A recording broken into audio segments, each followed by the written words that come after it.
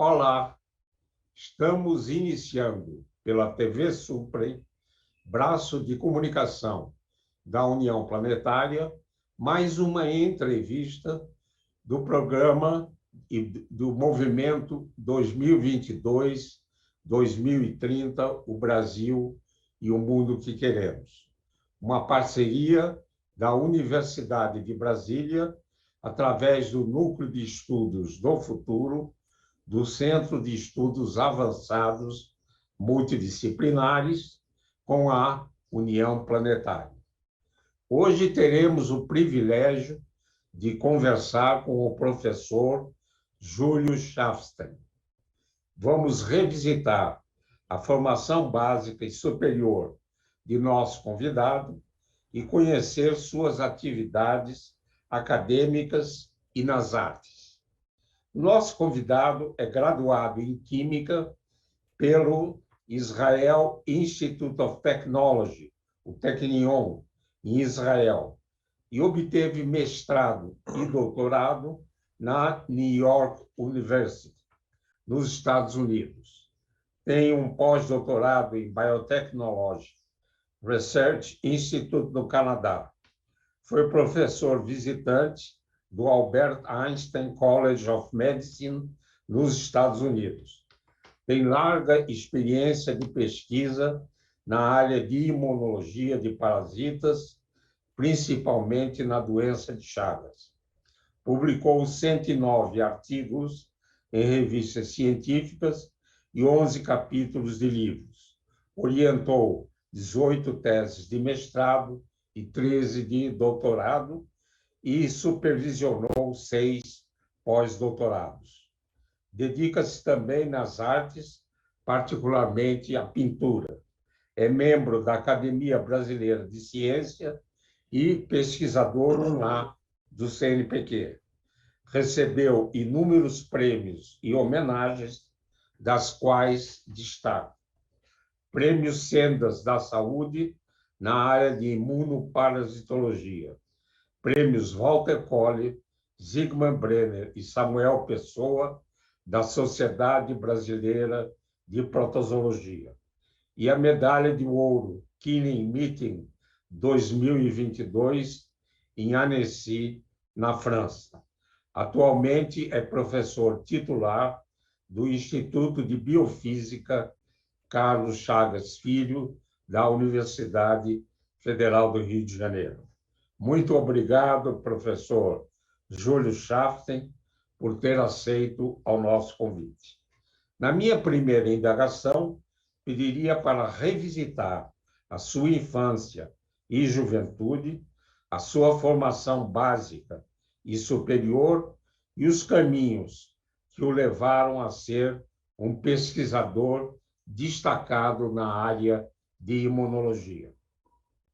Eu queria muito cumprimentar a todos e agradecer imensamente ao Isaac pela oportunidade, pelo privilégio de poder conversar com vocês e principalmente para os jovens que eventualmente tiverem acesso a essa entrevista no futuro. Eu me sinto como se estivesse assim no divã psicanalítico do professor Reutemann, né? E eu tenho certeza que aqueles que o conhecem podem imaginar quantas risadas a gente pode ter rememorando as nossas próprias histórias, né?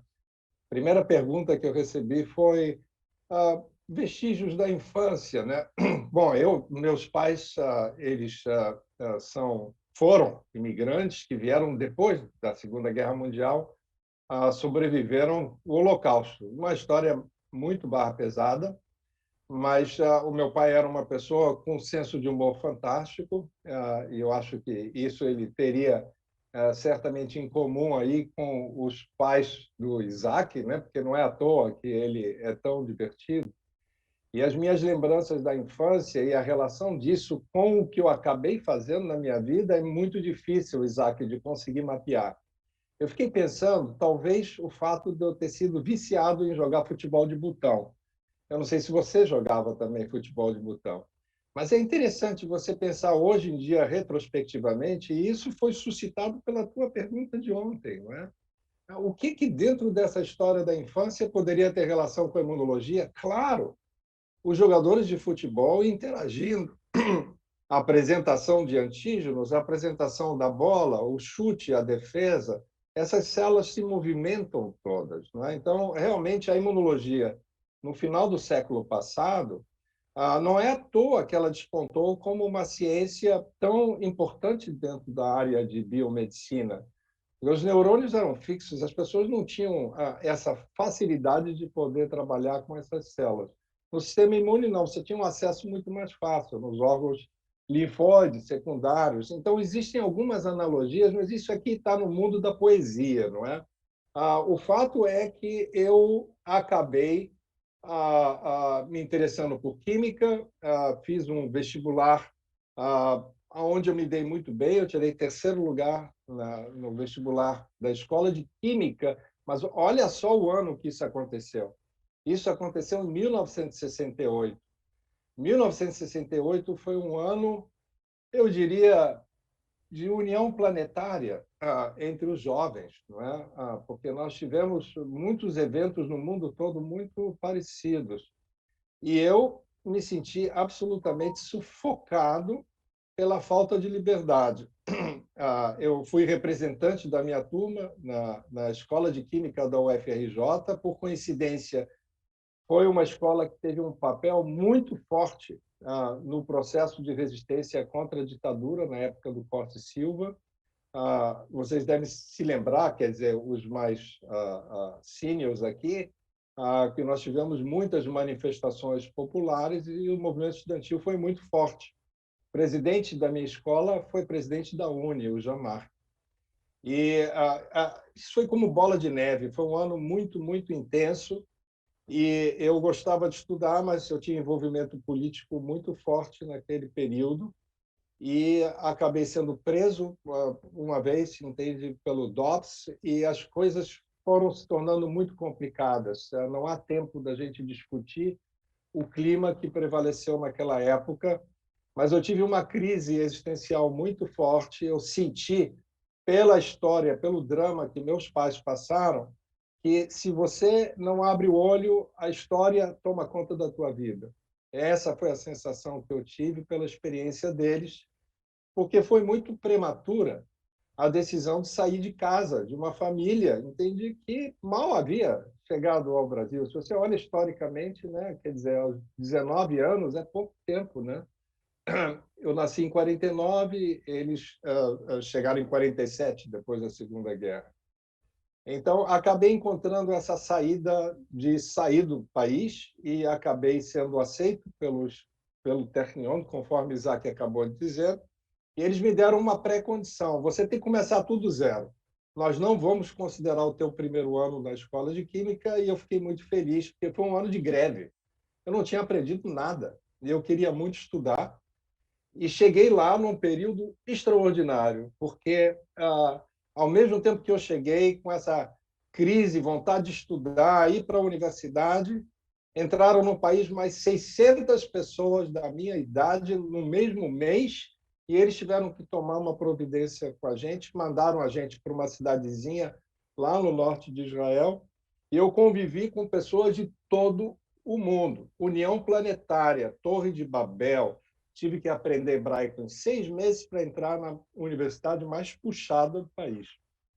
Foi ali que eu tive um teste complicado, que eu tive que fazer provas de física relativista em hebraico no primeiro ano. Eu achei que eu ia fracassar. Eu tive 30 anos de pesadelos, me lembrando da ansiedade de fazer aquelas provas. Isso fica na tua memória durante muito tempo. Mas foi uma experiência muito incrível. E eu acabei fazendo essa superação. Eu acho que a gente pode retomar esse tópico no final dessa conversa, porque a mensagem que eu gostaria de deixar para os jovens tem a ver com isso, né?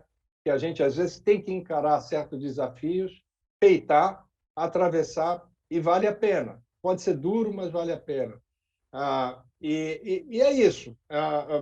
Eu não posso me estender mais, mas basta dizer para vocês que, no final do curso, eu me apaixonei por bioquímica, eu ia para a biblioteca, eu me dei conta que a imunologia era um campo ainda crescente, florescente, muito interessante, me apaixonei por aquilo, queria estudar aquilo.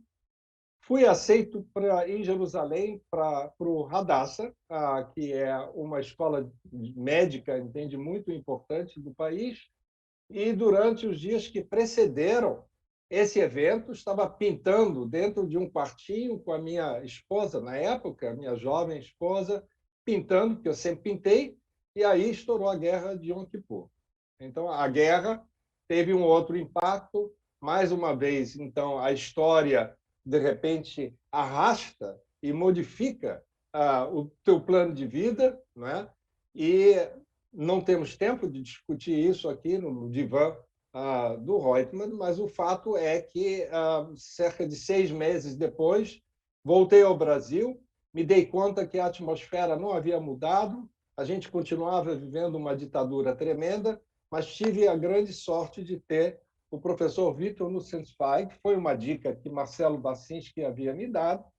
Eu mal conhecia Marcelo, mas ele foi muito preciso nessa indicação, e também o professor Oliveira Lima, no Rio de Janeiro. Duas pessoas me disseram: nós temos um imunologista genial que está fazendo uma carreira brilhante em Nova York. Escrevi para o Vitor e eu acabei sendo o primeiro estudante brasileiro formado por ele. Olha, não tenho aqui como resumir o impacto dessa, que nós chamamos em inglês de mentorship. Eu não sei qual é a tradução mais precisa dessa expressão, mas ela é muito importante. Se você for falar de ciência, você sempre vai pensar nisso, porque é o legado, né, do impacto que você tem. Você traz essa impressão de casa, da tua família, dos teus pais, você traz isso dos teus amigos, e você traz isso certamente dos teus professores. Foi extraordinária essa vivência. Foi muito importante o fracasso que eu tive no meu primeiro projeto. Foi um artefato experimental que o Vitor, nos 40 anos seguintes, se desculpava como orientador de não ter conseguido perceber isso. Eu, hoje, retrospectivamente, discuto isso com meus estudantes para mostrar como que a gente pode cair numa cilada, não é? Tinha a ver, entende, com um produto comercial contaminado, com uma substância de uma origem. Compramos uma coisa de coelho, entende que estava contaminado com uma proteína de boi. Como é que você pode imaginar uma dessas? E isso teve um impacto, destruiu a minha tese. Depois de 2 anos e meio, eu tive que retomar. Mas o fracasso que eu tive com essa experiência, do ponto de vista científico, ele foi muito mais importante do que o trabalho de doutorado, que me deu, sabe, centenas, talvez milhares de citações, está presente até em livro-texto. Eu sempre discutia isso com meus estudantes. Como que a gente pode realmente tirar proveito das experiências decepcionantes que a gente tive? E esse é um grande desafio, né? Você transformar uma notícia ruim, um resultado ruim, em algo novo, não é? E ele pode justamente ser aquela grande janela que se abre na tua frente de uma maneira inesperada. Esse é um aspecto belíssimo de pesquisa básica, extremamente excitante, entende, que acompanha a vida de todos nós que tivemos o grande privilégio de se envolver com essa atividade profissional. Também acontece com os artistas, e talvez não seja à toa, né, que eu tenha sempre mantido o meu interesse em arte, que foi algo que também veio pelos meus pais, que tinham essa vocação também. O fato é que, durante os anos com o Vitor, eu percebia. Tem uma história fantástica, porque foi uma noite que teve muita. Nevou muito, e eu estava trabalhando com umas colunas cromatográficas, Isaac, e aí não deu para voltar para casa, e como tinha barata, entende, dentro do laboratório, etc., a única solução que eu achei foi deitar na mesa do Vitor. Então, eu realmente deitei na mesa dele. Eu acho que isso fala um pouquinho, acho que da liberdade que a gente tinha naquela época, né? Porque ele chegou de manhã, me encontrou aquele corpo, eu estava dormindo na mesa dele, e ele ficou muito curioso entender por que aquilo tinha acontecido, né? Mas durante a madrugada eu tive possibilidade de ler as críticas que ele fazia como revisor da WHO nos encontros que ele tinha lá. E ele era chamado, entende, para poder ser consultor da WHO. Tinham vários projetos e eu perguntava para ele como é que está andando a doença de Chagas. E ele falou, cara, não se sabe nada dessa doença, está entendendo? Imunologia zero, né? Talvez as únicas coisas que a gente tinha na época eram justamente as descobertas e as ideias que o próprio Antônio Teixeira vinha trazendo, entende, nesse campo de investigação ainda tão ingênuo, né? Durante o período de Cornell, porque ele acreditava que podia ser uma doença autoimune, uma discussão muito interessante, mas nada mais se sabia. Cheguei, então, no final disso, ao Brasil, entrei no Instituto de Biofísica, braços abertos, o Brasil sendo reconstruído, a gente estava num período de abertura, né? E com quem eu fui conviver? Com Marcelo Bacinski, no laboratório dele. Fazia outras coisas, eu trouxe coisas novas. Ele me abriu esse espaço, era uma pessoa extremamente aberta. E algo muito importante que aconteceu ali, além do fato, quero destacar aqui o convívio com o Darcy Fontoura de Almeida, entende, que era nosso vizinho, era uma pessoa iluminada, acabou sendo meu vizinho.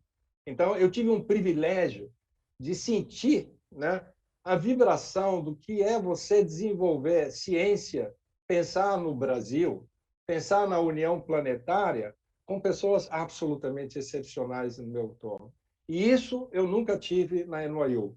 Na NYU, eu tinha o Vitor como referência e tinha o Michel Rabinovich, que realmente é uma pessoa excepcional.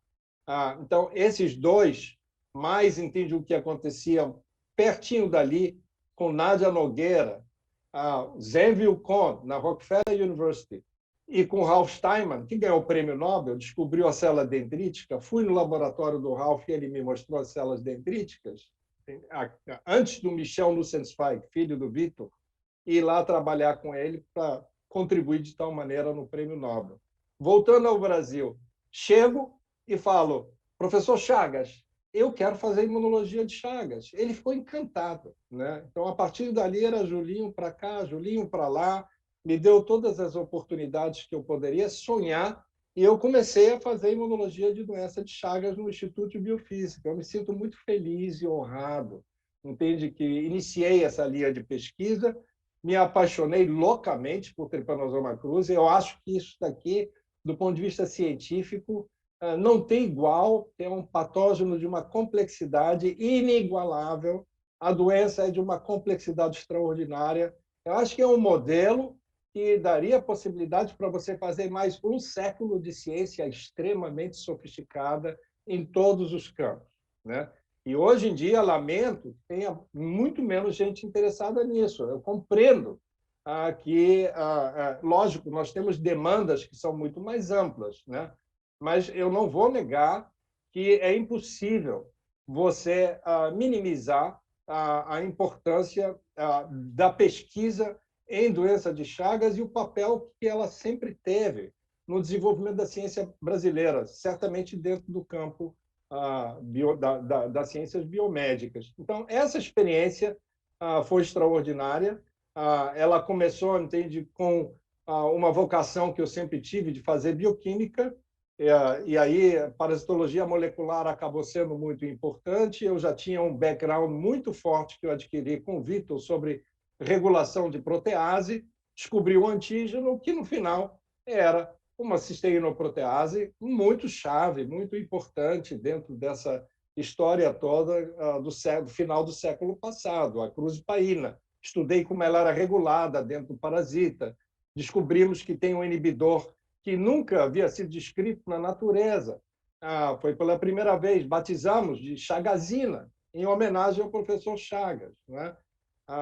Em pouco tempo desse trabalho, o Chagas pegou e me levou para o Vaticano. Era a reunião da Academia Pontifícia do Vaticano. Ele era presidente da academia. Sentei do lado de George Culler, prêmio Nobel, alguns anos depois, descobrindo anticorpos monoclonais com César Milstein. A Beatriz Mintz estava do outro lado. Ele abriu o mundo para a gente, né? Essa era a característica do Chagas, e sempre com esse lema visionário, né? Na universidade se ensina porque se pesquisa. Olha que fantástica visão. Eu acho que esse é o ponto, o último ponto, né? O último ponto é uma discussão sobre como é que você imagina, né, os desafios que nós temos para melhorar a educação brasileira e a ciência brasileira. Eu acho que eu, ao invés de te dar respostas, eu gostaria de debater essa questão num fórum aberto. Então, sugiro que você um dia pegue lá aquele megaverso lá que o Bolsonaro não sabe o que fazer com aquilo, a gente põe o megaverso e tenta discutir. Eu acho que se você chamar a Helena Nader, né, chamar a Débora Fogel, entende, para discutir essas questões, talvez eles tenham ideias mais precisas, refinadas do que pode ser feito. Eu teria as minhas sugestões, mas só poderia fazer isso dentro de uma situação de debate com vocês. Eu acho que em 24 minutos eu não tenho tempo para abordar tantas questões com a profundidade que um assunto dessa complexidade merece.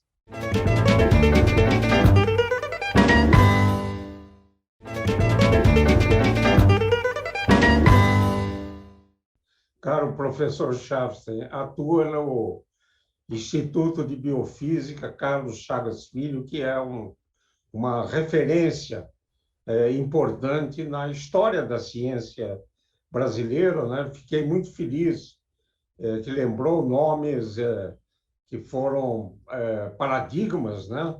Para muitos jovens, né? Como o casal Nussweig, Victor e Ruth, Michel Rabinovich, Darcy Fontoura de Almeida, próprio Carlos Chagas Filho. E com essa experiência que tem tido, como avalia o desenvolvimento científico brasileiro e também a educação brasileira? Quais seriam os gargalos e as prioridades?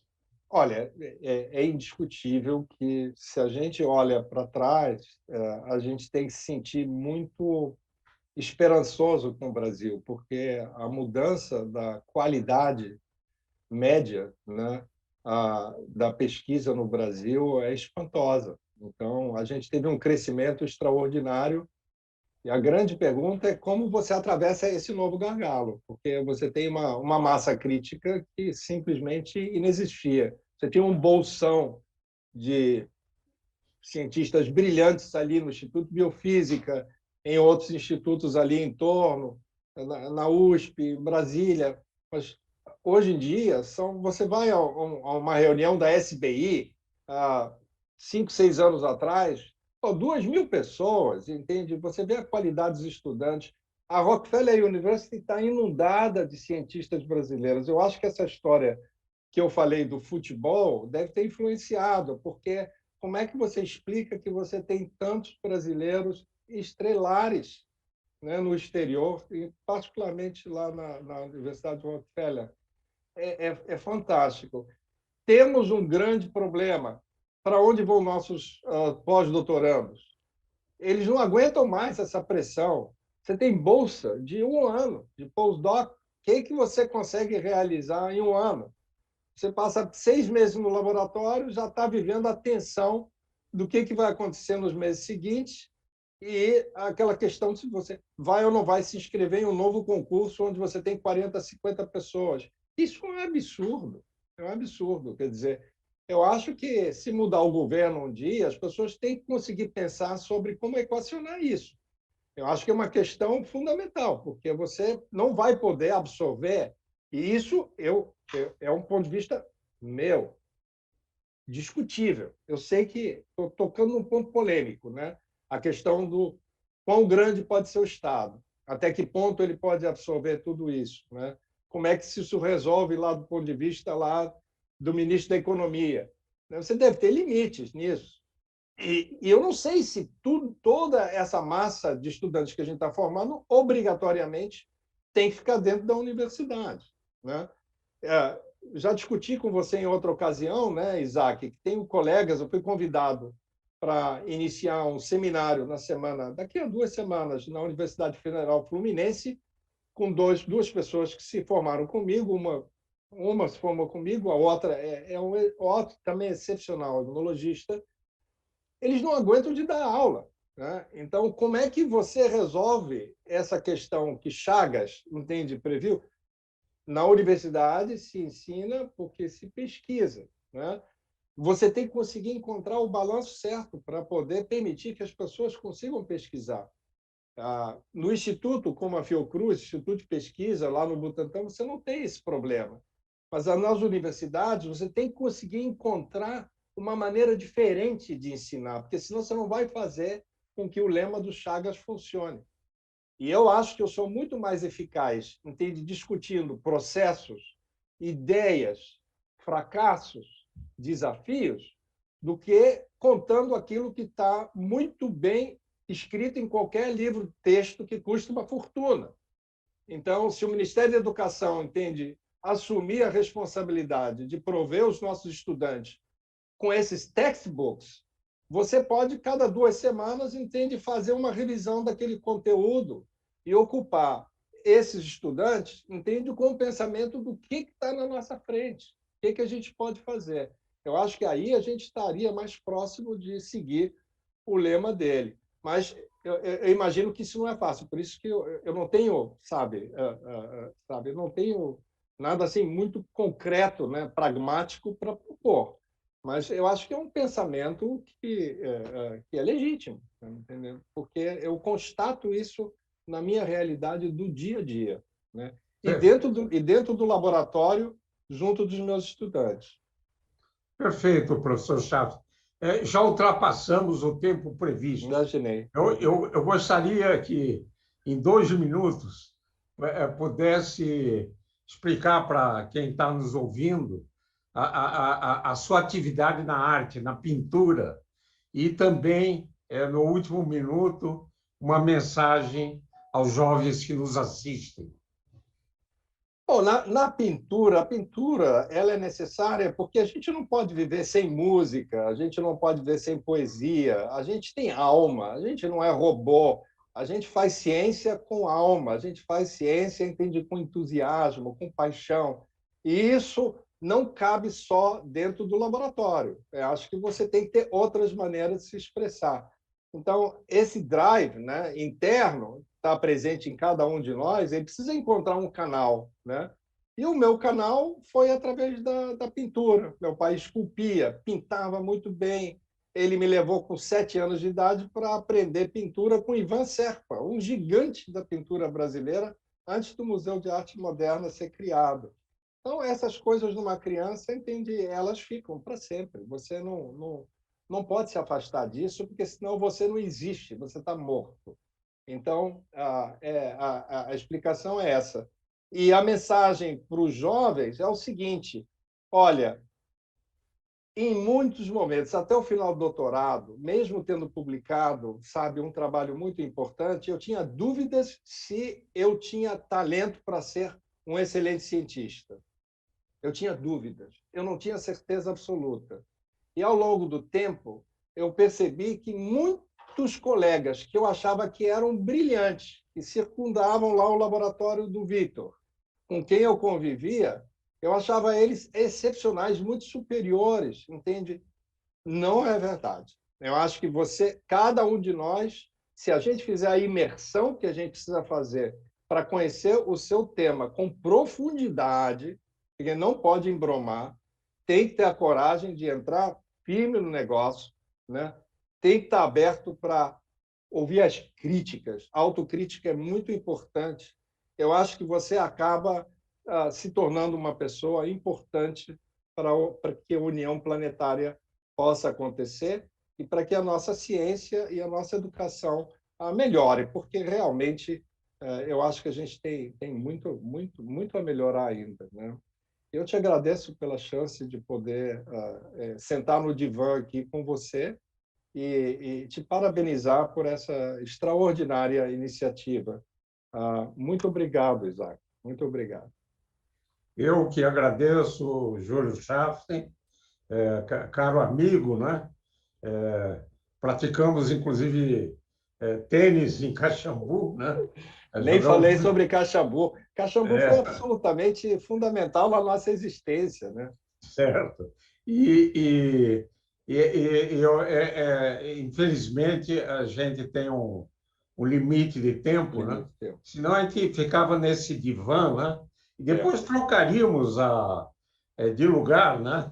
É, você me escutando e eu falando no divã, né? Adorarei fazer isso em algum momento. E Vamos ver. vamos fazer, vamos Vamos ver. fazer. Então, queria lhe agradecer muito suas mensagens, seu exemplo, né, de formação e consolidação como um pesquisador respeitado no Brasil e no exterior. E gostaria de dizer que todos os nossos programas do movimento 2022, 2030, o Brasil e o mundo que queremos, podem ser acessados no canal YouTube do canal Supre. Gostaria imensamente de agradecer a atenção de todas e todos que estiveram com a gente e voltaremos a nos encontrar em uma próxima oportunidade. Até lá!